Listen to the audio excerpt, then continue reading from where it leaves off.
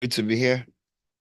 And so Uade is ready to dig into the papers, and I'm sure you also getting your thoughts ready. So Uade, let's pick up this paper. Let's see, where do we start from? We start from here. Let's go to the Punch newspaper, where it's all about students' loan. 1.2 million beneficiaries expected listed for the scheme as it begins on Friday. That's what the Punch newspaper is talking about. Walk us through this figure and how we sure we won't get more than 1.2 million beneficiaries ready to latch onto it. So what the managing director and the chief executive of the Nigerian Education Loan Fund, Akintunde Sawyer, has said is that they would start with federal tertiary institutions that has about 1.2 million students from 62 universities, 41 polytechnics, 96 monotechs, and 27 colleges of education. And then subsequently, others can start to apply. So that's the format. Usually you'd start with one set so that you don't just have, maybe like 5, 6, 10 million people applying at the same time. But like I said, I think the last time we spoke about this was finally we have a commencement date. That's one.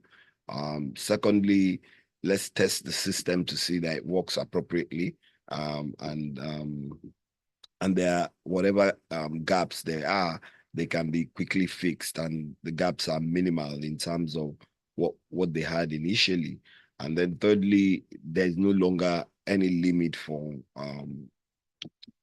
students who are applying based on their parents' earnings capacity.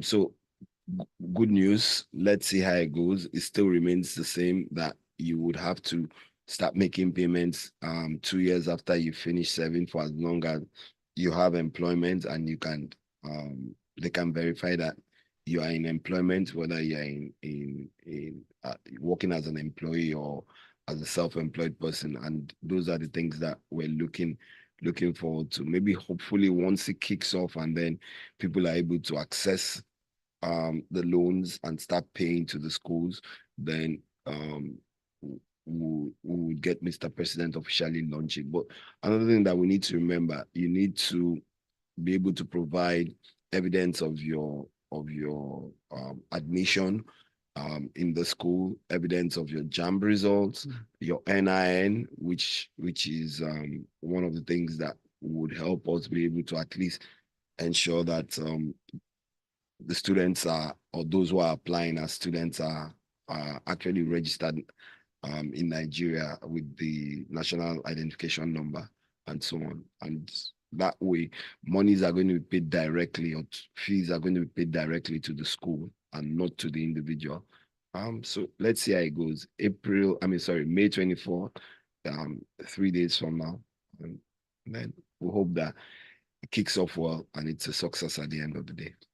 Now, you talked about bottlenecks, for example. Let's also be sure we realized that at some point when it was about to kick off, a bill was sent to the National Assembly to get that bottleneck off the way. So we don't expect the legal framework has been cleared for now. Yeah, the signing of the new bill with the amendment bill in 2024. Yeah. So that's done. But again, you mentioned the NIN. At least with the NIN, there should be tracking of how money with these days accounts numbers can be tracked. That's, let's say, after work, after school, getting people to pay, and people want to be clever by half now. And then, so you might be able to track how how monies begin to move into that person's, using that person's NIN. Yeah, and that's one of the things that the NIN does. Aside from, it's a social security number in my own opinion, and aside from you being able to track, it helps you also do so many other things. You get a bank account, get a telephone line, and so all those things are necessary. Like I said, I hope there are not many hiccups on the system itself, and I hope is not. I don't think 1.2 million students will be applying directly from the federal universities. There's some who can still afford to pay the university fees. Who doesn't like something extra on the side? In this era where we talk about multitasking and extra side hustles, let alone students now. And I agree. Other people is good to to spend other people's money. But let's also remember that in spending other people's money that you borrow, you have to pay back. So do you necessarily have to take the funds if you don't need it? When you do that, what you also do is that you disadvantage those who don't have those kind of funds. So it's important that Nigerians understand that you don't just go and take the loan and think it's part of the national cake, that when you go through university, don't worry, they won't pay anything at the end of the day. But the fact remains for me that it is an opportunity for those who cannot afford to pay fees in tertiary universities, with the number of just the tertiary institutions in owned by the federal government alone, 200 and how many? Over 200. Over 200. Less than 250. Yeah, about 226. We've not talked about state-owned tertiary institutions. We've not spoken about private institutions for those who would also require those loans. So it's important that Nigerians don't just take the loan just for the sake of saying, oh, okay, it's another government bonanza. Rather, they should take it towards ensuring that they pay their school fees, or they pay the fees that are required to be paid in the schools, and also give the opportunity to those who are not as well off as you, if you don't need it. I'll come back to I'll raise that, but let's go over to Chibuzor. Good morning to you, Chibuzor. Glad to have you join us. Good morning, everybody. Good morning, Good morning, Chibuzor. Chibuzor, it's like barely 3 days before the kickoff of this students loan scheme that will be on the 24th. That's where we are right now. So looking at it, something like of this magnitude, saying 1.2 million Nigerians are expected to latch onto this scheme. You would have expected that I hope 2 million people applying on the site will not crash it. The portal, at least. Well, if the portal is well designed, obviously they will take it. I think my challenge is not about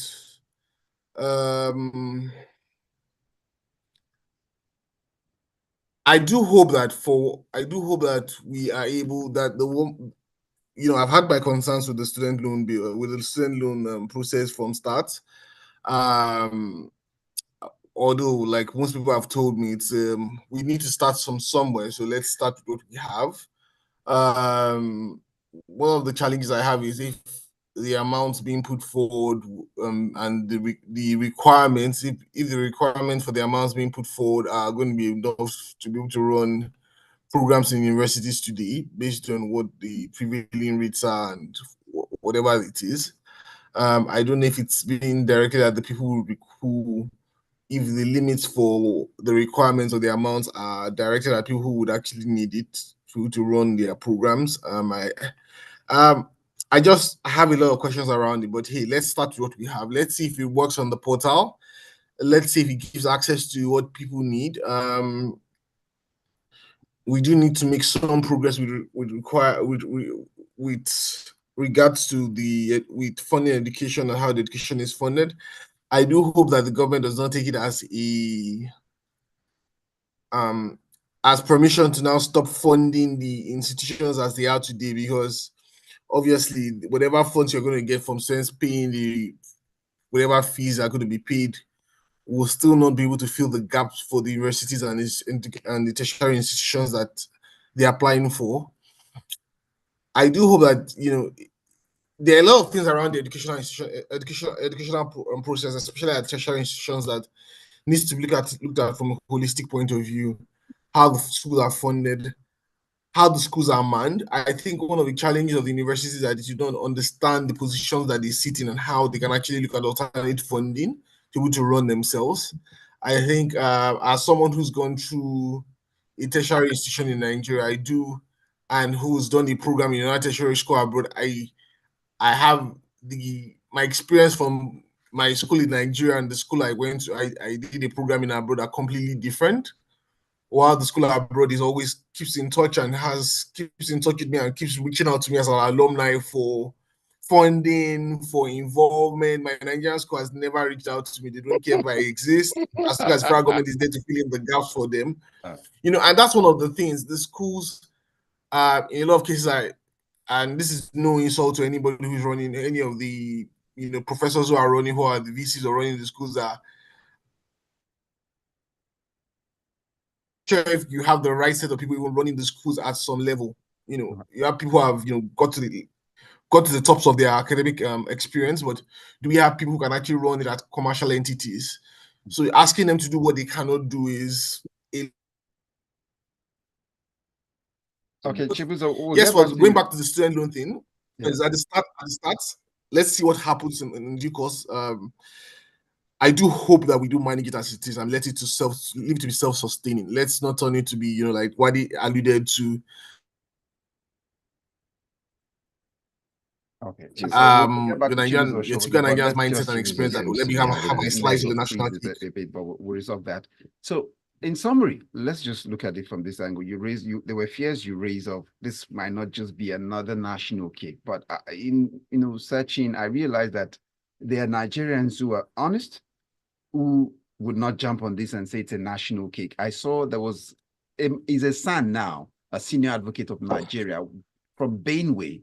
I stumbled on a letter he wrote to the scholarship board, and he said, you know what, I have a scholarship already running. I want to kindly reject this one you're giving me because I already have one running. Just to say there are examples in the past. It's important, like I said, it's important that those who don't require it don't just go there. And because what it does also, like Chibuzor said, that it can clog the system. You don't require it. It's not free money that you want to spend. It's something that is going to help someone else who might not have access to it to be able to develop themselves.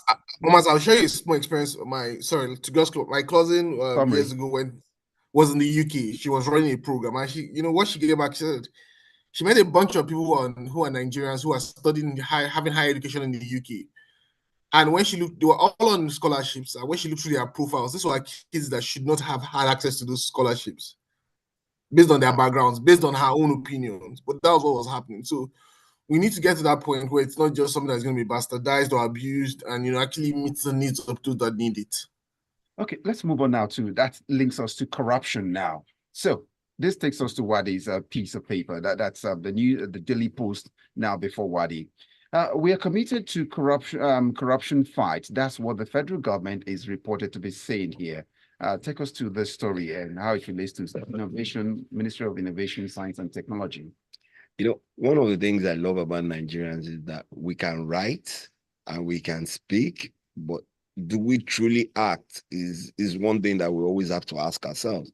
Some of the easiest things to do is to stand on a podium, and if you're a great orator, you can speak or sit at the back and be a speech writer and write the speech so that all the nuances all come together, and then the grammar is first class English.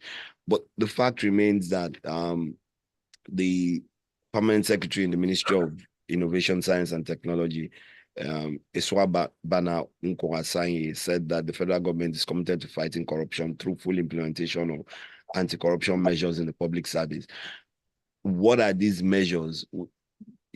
Nobody tells us what the measures are so that we can actually look at those things and look at the criteria that have been used and determine whether those measures actually are being implemented in the right manner. This was during a session they had at the weekend. She said our ultimate end should be to ensure strong will in implementing anti-corruption measures in the public sector. And with our collective efforts in fighting against corruption, corruption will definitely be reduced to the barest minimum within the public sector. The things you need to put in place for you to fight corruptions: better systems. In the world today, where technology plays a huge part, if we're still moving papers from one point to the other, then I'm not sure how you really want to do that. We spoke about the students' loan now. How honest are we as Nigerians to actually do the things that we're supposed to do, rather than just take it like okay, it's another job that we're doing. We don't do that. Many people these days don't do them like it used to be. So at the end of the day, we've been hearing government talk about e-governance. It hasn't worked. It hasn't even kicked off. Even the one that, the payment system, everybody is fighting. Should I be on it? Should I not be on it? I want my own kind of system. Even everybody must come together and say, this is what we want to do, and implement and use technology to drive some of these things. You want to, I know long ago, even before now, go on to online, fill for your passport. You need to get a letter from your local government. You need to get from your state of origin. I really don't understand why we require all those things. And these are all the things that bring about the opportunities for corruption. Why I born in Lagos, lived in Lagos, and I need a local government because my state of origin, which is not in the constitution, by the way, is I would need a referral from the chairman of the office of the local government of my state of origin. How does that work? A passport, like I said. So these are the things that when I hear this, and like I said, it's easy to talk and it's easy to write, but act on it are the things that we need to do. And in my own opinion, I really haven't seen those systems being put in place, but we can speak about them from now till tomorrow. All right, we drift away now. Just let you know we get your thoughts relating to the headlines this morning. Send them across on the WhatsApp platform to 0809-444-0981. We're also streaming live on youtube.com/smooth981 FM Lagos. Chibuzor, well, the ultimatum has been sounded already. The line has been drawn on the sand. Who crosses first? Well, who blinks first? That's what it's looking like right now. But the Guardian reports here, Labour threatens strike, issues May 31st, ultimatum for a new minimum wage deal. Deal or no deal, Chibuzor? So Labour has sounding the drums of protest at this times. So what they've actually stated, that's based on the story. The story here says that basically that we do know that Labour has engaged the FG and it's has engaged the federal government and its representatives in discussing, well, I think it's larger than the federal government. So the federal government and the states and their representatives in discussing the new minimum wage. Labour, I did hear that Labour proposed some very interesting numbers for the minimum wage. Well, the FG has been proposing, the president at some point had announced some amount that they were putting forward as minimum wage. Obviously, which did not meet Labour's which was nowhere close to where Labour is proposing. So they've been in discussions over a while, but now Labour is trying to put some force or put some power to the metal and trying to push the argument forward. So what they've said is that even at the moment, which is the reality and the funny part about it, is that the current minimum wage in the Federation is 30,000 naira.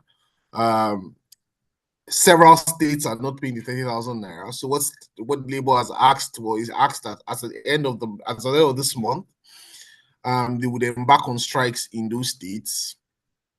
While for the other states, if the government has not been able to meet their demands, that they would go on protests across the Federation, which is, and let's be clear, and this is my point about protests, Labour and Nigerians have a right to protest if they do not agree with anything. And I can almost guess that the security forces will come out tomorrow and give their warnings about protests and how they would contribute to security collapses. And it's a very tired position as far as I'm concerned. Security forces are supposed to guarantee the security of people who choose to protest.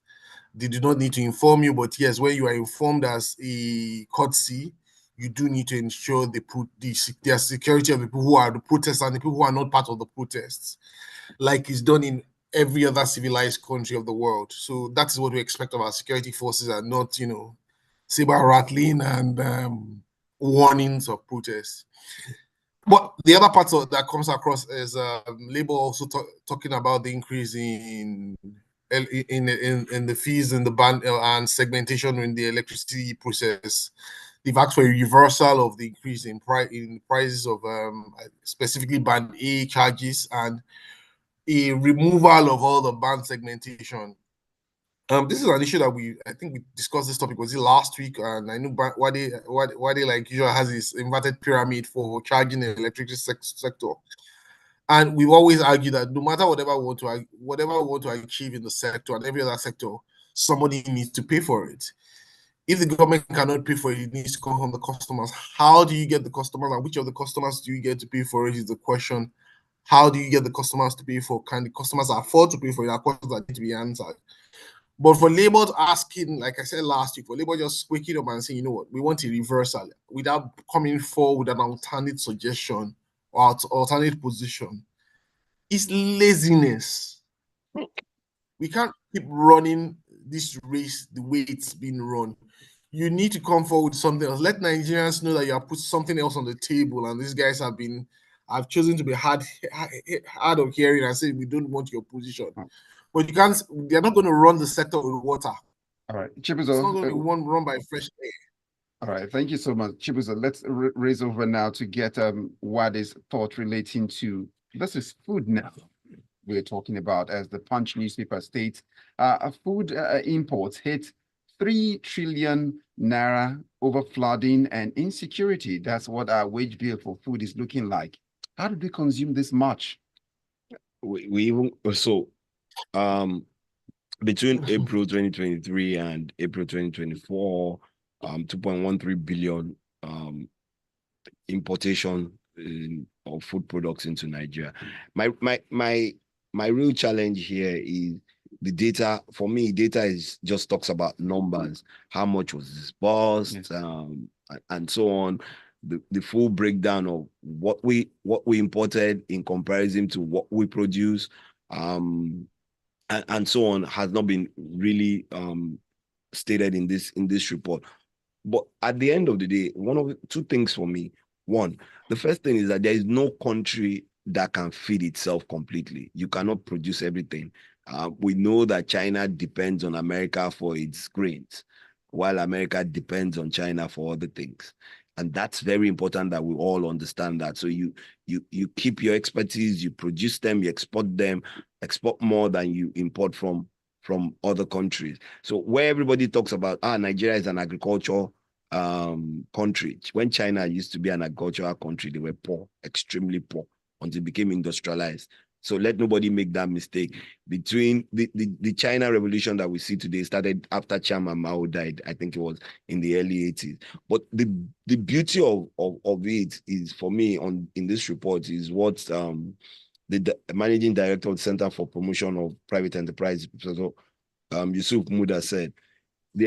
We need to know what kind of food is being imported. If they are talking about things like wheat, then that is justified because we make bread, flour, spaghetti, and noodles from wheat. We also have to get the total amount of food consumed yearly. What percentage of it is imported and what is produced in the country? The data is needed to compare and make assumptions on this. So when you don't have all that and you just throw numbers in the air, 2.313 billion is a large amount, but it is even smaller than when you compare it to how much was spent, in using the same basis between 2022 and 2023. We spent 2.7 billion in 2022-2023, and we spent 2.13 billion. So that's a reduction in imports, in my own opinion. All right, so let's go over now. Chibuzor, let's pick up the vanguard as we go along here. A thing of beauty, Shakespeare would say, is a joy for everyone to behold and enjoy. I'm relating this to the Third Mainland Bridge, but it's looking like it's a thing to be protected right now for people to enjoy it. So the police begin 24 hours bike patrol on Third Mainland Bridge. That's what the Vanguard is reporting. Why do we need that with all the streetlight and the fittings? Briefly. It's good news for all of us that apply Third Mainland Bridge regularly. So we will feel a lot more secure on Third Mainland Bridge. Whenever there's any stoppage, whenever there's a breakdown in traffic and we are stuck there, we do know, at least we can look around and know that we'll be safe. So that's a good part of it. So for that, I'll give the police props. I do hope that, we do get to the point where we take advantage of a lot of the stuff that the police, that we're putting on that bridge, because obviously the bridge is now in the spotlight and there's a lot of work being done on it. Let's embrace some technology. Let the police embrace some technology and be able to monitor feeds from what's on the third mainland, like every other place. If we can put cameras to bridge traffic, we can have cameras for security purposes also that can be viewed. And let's not limit it to third mainland. I know that police is stretched and they can deploy their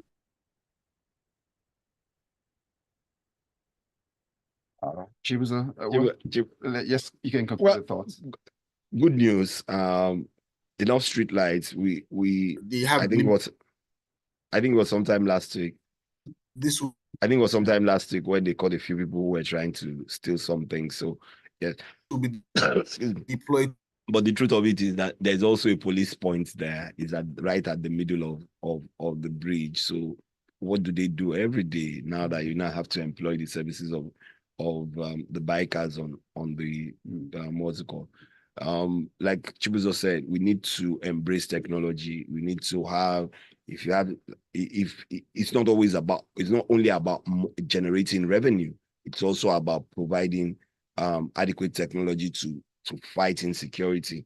So if you have a police post on both sides, and then you should be able to have CCTV cameras that they can monitor as they patrol across the bridge. Quickly, clear this idea or the myth around security. Is security really about to be seen, or not to be seen, but to be felt? Because to be felt. It's to be felt. Yeah. More to be felt, and to be seen, but more to be felt. If you feel that there's the presence of, so like Chibuzor was saying, like I said, the cameras shouldn't be for revenue generation only. There should also be cameras that make you feel that, okay, the police has a post there, they have those riders on the road, and they can communicate with them at any point in time. All right, looks like a fine place. Let's go over now, quickly get our messages across now. We find Andrew from Yaba saying, the government pays the tuition for the beneficiaries directly, expectedly, to the universities. The funds don't go to the students. That's really, yeah, we noted that. That's what is put across there. So, but how would they get on the list? That's what we're looking at now. Go apply online. Yeah. So then JP is looking at it from this angle, and he says, sad reality of our nation. Chaos and gain seems to be the live wire of the public sector. That's relating to that corruption story, as they say. We major in the minor often. That's what JP has to say. And Pastor Dakpo says from Idumota this morning, says, Nigerian students really shouldn't start exercising long throat with this university loan scheme. If they don't need it, then it goes on. At the same time, government shouldn't use this bursary as an excuse to ignore higher education institution funding, because we know what happened and transpired during the time of the grossly complacent, administration some time ago with extended strikes. Let's not turn a 4-year degree program into an 8-year marathon. At least we have an educated president now. That's what Dakbo has to say. Now we go over to our final message this morning, and it comes across from Orob. And Orob says, well, the police should try and sustain surveillance. My brothers are eyeing the infrastructures there seriously. And when you look at this infrastructure, the fittings they pick away from there, these are specialized fittings. So how can they go and sell? And then who buys them? Do you need those kind of fittings? Would you buy them? There's always a market for stolen goods. So years ago, I'll leave it at that. What is what if years ago, Chibuzor. I used to use the Onikwan Bridge when I was a kid, right? They had removed some of the hand railings and the fittings, and on top of the bridge, a woman used to sell aluminum spoons and stuff. It took me years to know that those things were from the bridge. And the same thing, if you go to the Oshodi Bridge back in the day, you would see the same thing. So really, that is the length at which you can go to as Nigerians. Okay, well, we'll leave it here now, but we'll just urge Nigerians once again. You cry for infrastructure. I remember engaging, asking the essay on civil engagement, what they are doing to get Nigerians to protect infrastructure. Not about politicians getting to do politics, but how do we take responsibility? When we ask for this infrastructure, what do we do to protect them? But I want to say thank you to Chibuzor Nwaezeapu for your time this morning. Thank you very much. Thank you, Lagos. And thank you so much to Uade Ahimie for your time. Thank you, Smooth. Thank you, Lagos, for listening to us. And at 9, we might come back to begin to dig into your expertise on how Band A and C, how it works eventually, and the tariffs. So stay tuned, Lagos, at 9 for Lagos Talks 981. But then we'll get into all of the grapevine stories at about 8:15. You don't want to go away. Chibuzor, you didn't want to wake up this morning. I'd woken up, funny enough. I was just lying in the room waiting for notification, and